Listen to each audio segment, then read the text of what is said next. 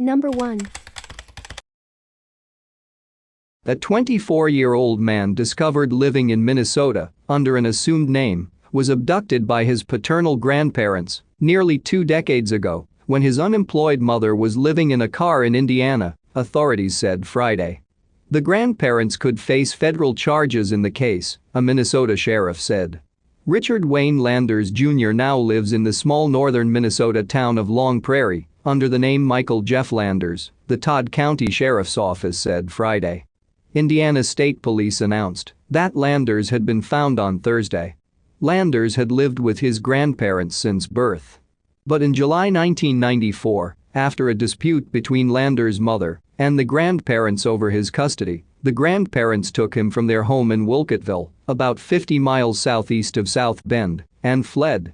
"I'm not sure that the grandparents, ever had legal custody," said John R. Russell, who spent several months investigating Landers' disappearance in 1994 when he was a road deputy for the Lagrange County Sheriff's Department. The then 5-year-old boy's mother and stepfather were unemployed and lived in a car, Russell recalled. "These people, the grandparents, were nice people. It was wrong for them to do it, but I can understand why," he said. "But I also didn't think the child would be in any danger at all with them." Landers' stepfather, Richard Harder, did not respond to phone calls Friday from an Associated Press reporter. A phone number for Landers' mother, Lisa Harder, could not be located. No home listing could be found for Michael Landers. Messages left with his wife were not immediately returned. Minnesota officials say the grandparents, now living in the nearby town of Browerville, Minnesota, under the assumed names Raymond Michael Iddings and Susan K. Iddings, verified Landers' identity. They were known as Richard E. and Ruth A. Landers at the time of the abduction. A woman who answered a phone number associated with the Iddingses said she has told the truth to the officials who need to know and declined a request for an interview. The grandparents were charged at the time of the abduction with misdemeanor interference with custody, which was bumped up to a felony in 1999. But the charge was dismissed in 2008 after the case went cold. Investigators reopened the case in September when Richard Harder turned over the boy's social security card to an Indiana State Police detective. That turned up a man with the same social security number and date of birth living in Long Prairie, about 100 miles northwest of Minneapolis. A driver's license photo for the man appeared to resemble Landers, police said. Indiana State Police then contacted Minnesota law enforcement agencies, which began investigating along with the FBI and the Social Security Administration. Todd County Sheriff Peter Mickelson said, "Once an investigation is complete, the case would be forwarded to the U.S. Attorney General for possible charges." Police spokesman Sergeant Ron Galavas said, "It appears Landers' father was never in the picture." Lisa and Richard Harder had married a year before the boy's abduction. In a telephone interview with the Associated Press on Thursday, Richard Harder said his wife was jumping up and down for joy when investigators told her a few days ago that her son had been found. He said his wife is the happiest woman on earth. Harder said he and his wife were working with an attorney and hoped to reunite with his stepson soon. Police said Landers is married and expecting his first child. Harder declined further comment and referred questions about the case to his attorney, who didn't return phone messages Thursday and Friday. Number 2. Judith Bello Medina disappeared from Stanwood, Washington on December 13, 1993, the 1994 date on the cold case playing card, and the headline is incorrect. Snohomish County Sheriff's Office investigated the case. Judith was married and had a 3-year-old son. She dropped him off at daycare early that morning, then drove to her job at National Food Corporation in Solvana. At 9:30, she abruptly left her place of employment and vanished. Her car was located in front of the Stanwood post office, but Bello was nowhere to be seen. On the 10th anniversary of her disappearance, Daniel Bello, her brother, said, "She never called. She never wrote. It's been a long time." Friends and relatives, who said she would never walk off and leave her son, suspected foul play. Bello's son moved away with his father, and the family lost contact with him until he called an uncle several years later. In 2011, Detective Kelly Willith, hoping to warm up the cold case, told reporters she planned to track down Bello's husband and question him again. 3 years earlier, the missing woman had been featured as the Eight of Hearts on the Snohomish County cold case playing cards. These cards were distributed to inmates in local jails and state prisons, offering a reward for productive leads on unsolved cases. The cards were also published on the Sheriff's Department's webpage. On December 1, 2011, a new headline rocked the community. Woman featured on cold case cards calls detectives, ends 18-year search for her. Bello called Willith to report that she is alive and well. She left her old life behind because of marital problems, she said. She now lives in California and has 3 children. Bello informed detectives that she didn't even know she was listed as a missing person until she looked up her name online. Snohomish County Chief Kevin Prentice told reporters that there are a lot of reasons why people go missing, and not all of them are bad. Sometimes people just don't want to be found. Number 3. 68 years after she last saw her family, an 85-year-old, silver-haired, Jewish great-grandmother returned home to Haifa in northern Israel this week, having spent her entire adult life living as an Arab woman in the neighboring enemy state of Syria. Rachel Elkayam, the third of 10 children, was a 16-year-old girl living in the mixed Jewish-Arab city of Haifa in 1947 when her parents moved the family to Tel Aviv. Conflict between pre-state Israel and the Arab world was escalating ahead of the following year's declaration of Israeli independence and the full-scale war that then erupted, and the Elkayams believed they would be safer in the center of Israel than the north. But Rachel, a rebellious child, had fallen in love with one of her Arab neighbors, Fuad, and was pregnant with his child. "I loved him, and he loved me," Rachel Elkayam told Israel's Channel 2 News in a report on her remarkable life story, broadcast on Friday night. Fuad's family came to Tel Aviv to find her, and she went back to Haifa with them and married her young love in a ceremony that she kept secret from her parents. In fact, from the day she disappeared in Tel Aviv, the family never knew what had befallen her and always presumed that she was dead. What actually happened was complicated, heart-wrenching, and almost defies belief. Not long after their secret marriage, Fuad was shot in the streets of Haifa by a sniper. "I never saw him again," said Rachel, and he died in a local hospital. Her parents-in-law decided to flee Israel for Syria and insisted that she come with them. She was, after all, carrying their grandson in her womb. "I didn't want to go," Elkayam recalled tearfully, in the mixture of Arabic and halting Hebrew with which she spoke throughout the report. Later, in Syria, Fuad's family told her she could leave if she wanted to, but without her son. "I couldn't do that," she said. "I loved the child." And so she stayed in Syria, a Jewish mother, with her Jewish child, as part of her new Arab family. The family then married her to one of Fuad's brothers, and she had 8 children in total over the years. When she and her second husband would fight, she confided gleefully in the TV interview, "I would curse him in Hebrew, kiss my butt." She'd also call other members of the family a bunch of old shoes in Hebrew, she said. "It was a small pleasure," she smiled, "to be able to insult them in a language they couldn't understand." Elkayam said she always wanted to come back, but I couldn't, and that she had tried to at least establish contact with her family in Israel, a difficult task given the relentless hostilities between the two countries.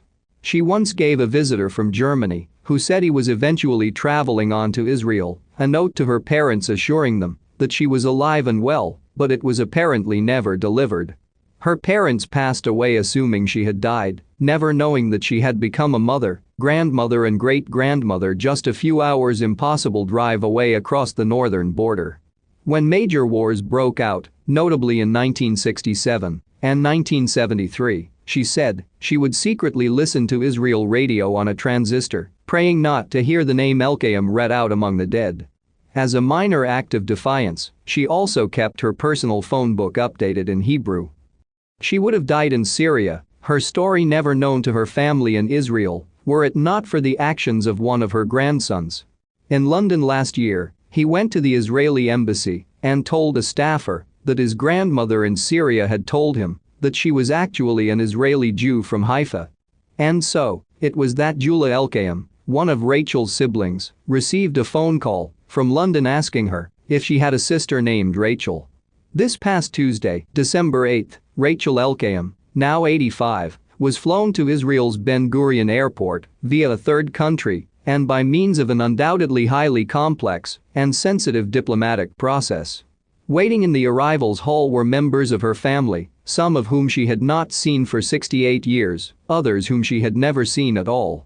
They cried over her as she was pushed out to them in a wheelchair and wrapped her in an Israeli flag, which she kissed. Then they drove her home to Haifa, where her brother Amnon, 71, a toddler when she disappeared, took her on a small tour of the neighborhood and the city. She visited her parents' graves and was wheeled to the view she said she most wanted to see of the Mediterranean coast, with Syria, where she had spent her life, to the north. When major wars broke out, notably in 1967 and 1973, she would secretly listen to Israel radio on a transistor, praying not to hear the names of her relatives read out among the dead. The TV report ended with a scene of Rachel and her old new family together in Haifa celebrating this week's Hanukkah, the Jewish festival of lights, a festival also resonant with tales of triumph over the odds.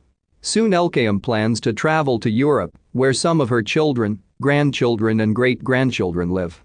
The report, understandably, did not specify where she had lived in Syria, under what name, or whether any of her children and descendants still lived there.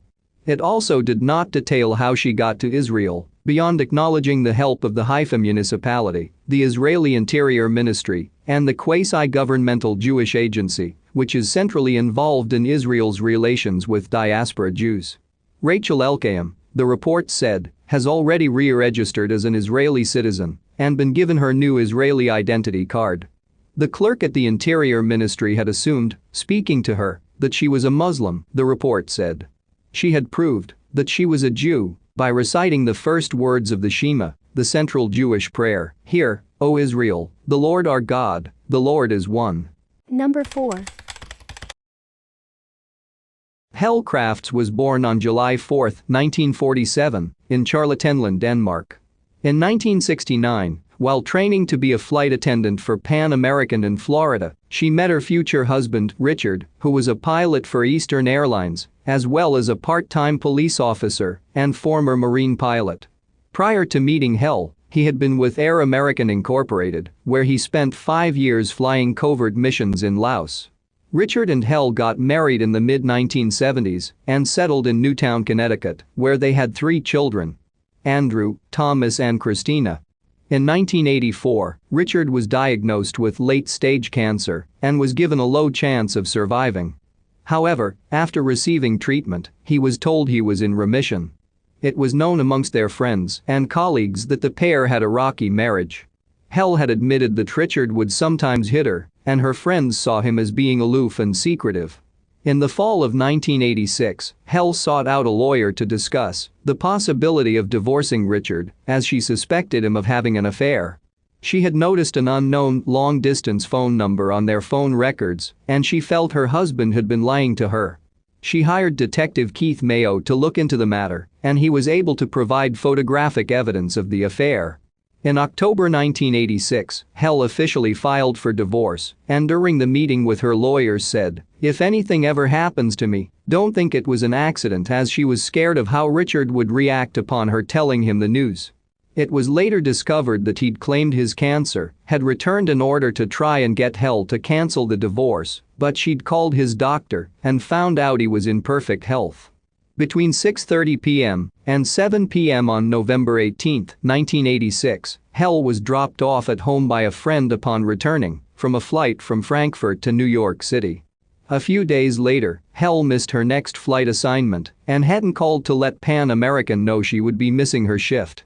Richard was contacted and he told the company that she'd gone to Denmark to look after her mother, who had fallen ill. His story would later change to say Helle had gone on vacation with a friend. Not long after Helle was last seen, Detective Mayo was contacted to look into the missing woman's disappearance, as it was believed Richard was lying about her whereabouts. As the police were initially dismissive about the disappearance, Detective Mayo launched his own investigation. During his investigation, Detective Mayo interviewed the family's nanny, Dawn Marie Thomas, who told him she'd noticed a dark stain on bedroom carpet shortly after Helle went missing.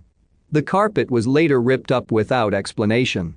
As well, Dawn noted that a large freezer, which had been relatively new, had gone missing from the garage. Dawn also told Detective Mayo about Richard's strange behavior on November 19. She explained how he'd taken her and the children to his sister's house due to a power outage in the area and had claimed Helle was already there. However, upon arriving, Helle was nowhere in sight and Richard didn't seem too concerned about where his wife was.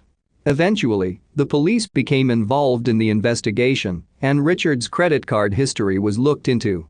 It was discovered he'd rented a wood chipper shortly before his wife went missing, as well as a U-Haul truck. A snowplow driver came forward and reported having seen a wood chipper on the bridge that ran over the Housatonic River around 3:30 a.m. on the night after Helle was last seen. He claimed a man wearing an orange poncho had been standing near it and that he'd seen the same wood chipper an hour later on River Road. In order to find evidence, investigators took the driver to the exact location he'd seen the wood chipper and began looking in the surrounding area. During a search of the riverbank, they discovered wood chips, an envelope with Helle's name on it, strands of blonde hair, small bone fragments, blue fibers, a piece of metal and a painted red nail. Divers searched the depths of the Housatonic River and discovered pieces of a chainsaw, which had had its serial number scratched off. There were hairs and fibers stuck in the teeth that matched those found on the riverbank, and through some work, investigators were able to reveal the scratched-off serial number, which read 5,921,616. The number matched the warranty card that had been sent in by Richard. A search of the house was then conducted in order to connect the items found on the riverbank to the Crafts family. It was discovered that the nail polish on the nail matched that of a bottle found in the home, and the hairs found matched those in Helle's hairbrush. As well, dental x-rays would prove the piece of metal was actually a crown from one of Helle's teeth, which would later be discovered in a subsequent search. As the investigation drew on, the story made news across the United States and worldwide. On December 26, 1986, while Richard and the children were in Florida visiting with relatives, the state attorney turned over the investigation to the state police, hoping more progress would be made. The state police brought in renowned forensic investigator, Dr. Henry Lee, to analyze the evidence that had been collected. He was able to discover 5 tiny bloodstains on the mattress, which matched Helle's blood type, and was able to surmise the missing woman had been struck by a blunt force object based on the trajectory of the bloodstains. He also discovered blood on bathroom towels taken from the home. In order to prove the bones found were Helle's and that her body had been put through the wood chipper, Dr. Lee conducted his own test using a dead pig and the same wood chipper. He was able to show that the wood chipper produced a unique signature groove that matched those on the bone fragments found on the riverbank. Tests were also conducted on tissue-like material found in the back of the U-Haul Richard had rented, which came back positive for human remains. The missing freezer was never found. On January 5, 1987, Richard was brought in for questioning and was subjected to a polygraph test, which he passed. Helle Crafts was legally declared dead on January 13, 1987. On January 13, 1987, Richard was arrested and held on $750,000 bail. Due to the publicity the case had received, prosecutors had to move the trial to New London, Connecticut. Their argument was that Richard had killed his wife because he hadn't wanted a divorce. In order to prove their case, they laid out for jurors the chain of events. On November 13, 1986, Richard had ordered a new freezer.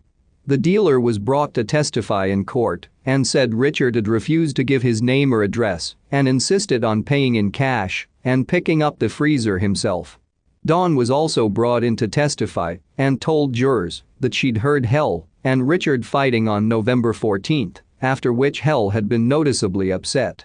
According to prosecutors, on the night of her disappearance, Helle put the children to bed around 8 p.m. before changing into her nightshirt, which matched the blue fibers found on the riverbank, and checking the mail. Once in her room, Richard struck her head twice with his police flashlight before wrapping her body in the bedsheets and stuffing it into the freezer in the garage.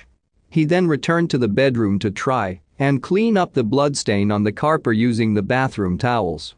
After dropping off Dawn and the children at his sister's house, Richard returned home, where he took Helle's body out of the freezer and transported it in the U-Haul to the Housatonic River, where he dismembered it with the chainsaw and ran it through the wood chipper. As the body was frozen, there was no blood splatter. Afterward, he took apart the chainsaw and threw it into the river.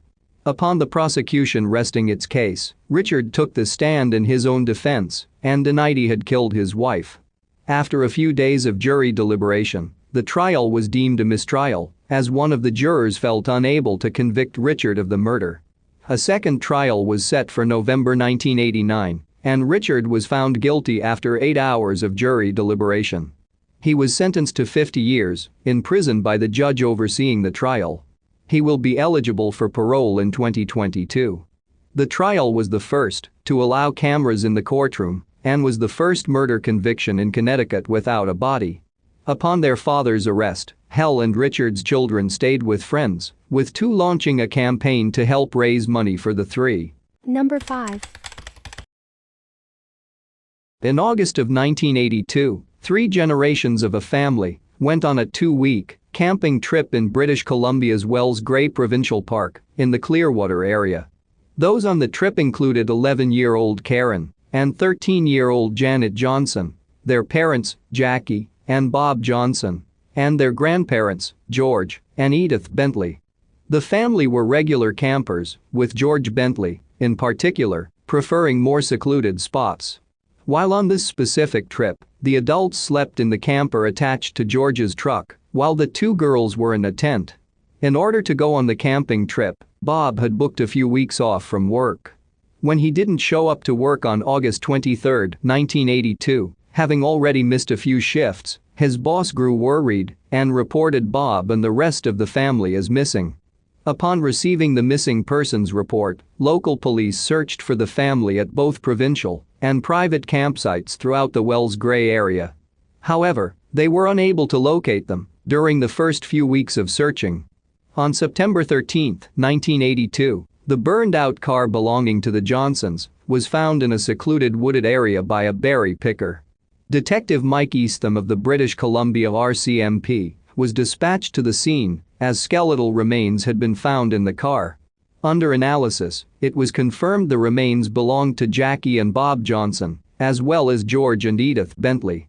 Upon discovering the remains, focus turned to the car's trunk. Once opened, it revealed the remains of Janet and Karen Johnson. Both had died from gunshot wounds to the head. Police were able to surmise, given the lack of bullet casings, that the family had been murdered elsewhere. They noted George and Edith's 1981 Ford Camper Special was missing, along with a boat, motor and camping gear. Police turned their attention to finding the missing camper. To help bring in as many tips as possible, they used the local media to spread its description. Not long after reaching out to the media, police received a tip from a park ranger who claimed to have seen the Bentley's camper parked at Bear Creek a few weeks prior. Investigators were first suspicious as to why he'd waited so long to come forward with the information, given how long it had been since news of the murder spread. However, the ranger had been at a cabin with no TV reception and had only become aware of the murders upon returning to town. Several more tips were called in that corroborated the ranger's story. The murder scene was located on September 14, 1982. Police found planks of wood they believe could have been used to level off a camper, as well as bottles of George's favorite beer. They also found 6.22 caliber bullet casings scattered throughout the campsite. However, the camper was nowhere to be found. Investigators scoured the local area, going door to door asking residents if they'd seen anything suspicious in the lead up to the family being reported missing. They also worked around the clock to investigate the nearly 13,000 tips that were called in, 300 of which stated the camper had been seen driving across Canada. One such person to call in with a sighting was a waitress from Clearwater who said she'd seen 2 French-Canadian loggers driving a truck similar to the one owned by the Bentleys. She helped police to develop a sketch of the two which was spread through the media. To help keep the case in the public eye, the RCMP drove an identical Ford camper special across the country, with signs on either side of it prompting people to call police if they had any information regarding the truck or the murders. They would also park it at strategic areas, like shopping malls. To make residents aware the truck was driving through their area, Detective Eastham would appear on the local news the day before. After hearing about the case, a mechanic from Windsor, Ontario, called in stating he'd seen the camper and spoken to the men driving it. He said they'd stopped by his shop asking for a paint job for their truck, which when described to investigators, sounded a lot like the Bentleys. He claimed the men also asked him to get rid of a rifle for them, which he refused to do due to past legal issues. He had told them they could find what they needed across the border in Detroit and they went on their way. The RCMP had thought they'd finally caught a break with the tip. However, the investigation shifted gears on October 18, 1983, when the camper was discovered by forest rangers at the top of Trophy Mountain. Similar to the car, the camper had been burned. However, investigators were able to identify it from the license plate, which was still readable. There was a bullet hole in the back. The area was off the main roads and near a gorge, leading police to surmise the murderer was local and that they'd tried to dispose of the truck down the mountain, only for it to get stuck in the underbrush. The theory surrounding the two French-Canadian men was dropped. Investigators returned to the basics, once again knocking on doors. A young detective caught a break when a woman told him about a local by the name of David Shearing, who'd told her he'd found a vehicle with a bullet hole in the Trophy Mountain area. This piqued their interest, and they began to delve into Shearing's past. David Shearing was a logger who'd previously been booked for assault, drug possession and DUI. There were rumors floating around town that he had a thing for young girls, and it was believed by many that, due to a lack of evidence, he'd gotten away with the fatal hit and run of a local teenager. It was also learned that Shearing lived near the murder scene, as well as the two dump sites, and as such was aware of the land and its terrain. Police raided his ranch, where they came upon the family's possessions, as well as a .22 Remington hanging on the wall, which could be the murder weapon. At the time, Shearing was living in Tumbler Ridge, working construction. Detective Eastham and Constable Ken Liebel brought Shearing in for questioning. They got him first to admit to the hit and run, which he claimed to have been an accident. When asked why he hadn't reported it to police, he said he was worried about his mother finding out. The pair then turned to talk of the Bentley Johnson murder, where they got Shearing to implicate himself by having him name the murder site, which hadn't been released to the public. He then detailed how the murder transpired. Shearing claimed the murder occurred on August 10, 1982. He said he'd been watching the family and had wanted their possessions. He shot George, Edith, Bob, and Jackie first, before turning the gun on Karen and Janet as they slept in the tent. He then put the bodies in the car and drove it to the spot where it was discovered before setting it ablaze and returning for the camper. He had initially wanted to keep it, but upon seeing news coverage had decided to get rid of it. After his confession, Shearing reenacted the murder for investigators and turned over the family's possessions. Upon being arrested, David Shearing pleaded guilty to second-degree murder and on April 17, 1984, was sentenced to life in prison without the possibility of parole for 25 years. It was the first time in Canadian history that the maximum sentence had been handed down for a second-degree murder charge. Detective Eastham couldn't shake the feeling Shearing hadn't been completely honest with him during the initial interrogation, so he visited him on the day of his sentencing to try and pry the truth from the convicted murderer. Shearing admitted to Eastham that he'd been watching Karen and Janet throughout the duration of their camping trip and had wanted to be with them.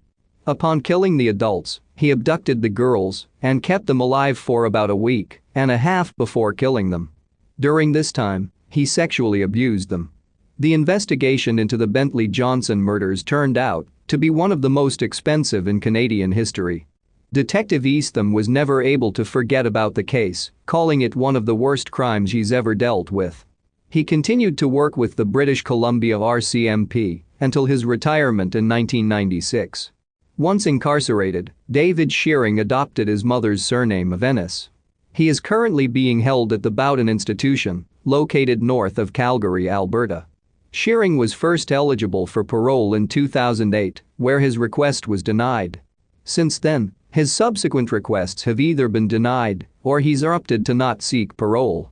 In 2012, the parole board denied his request on the grounds that he was still having violent sexual fantasies, had yet to complete sex offender treatment, and was therefore not ready for freedom. Each of Shearing's parole hearings have been attended by Detective Eastham, as well as those related to the Bentleys and Johnsons. Many have submitted statements to the parole board in order to keep him behind bars.